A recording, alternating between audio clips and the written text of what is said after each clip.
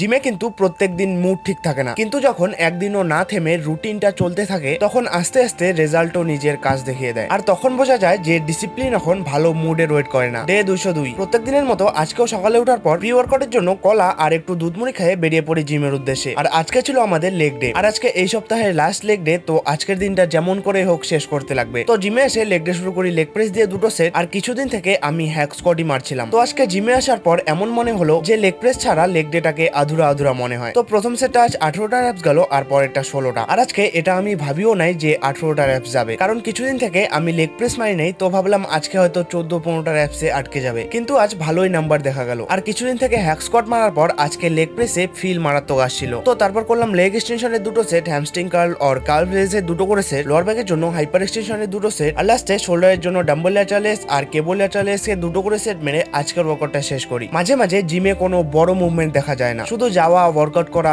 আর ফিরে আসা, আর এই দিনগুলোই সব থেকে বেশি ইম্পর্টেন্ট হয়।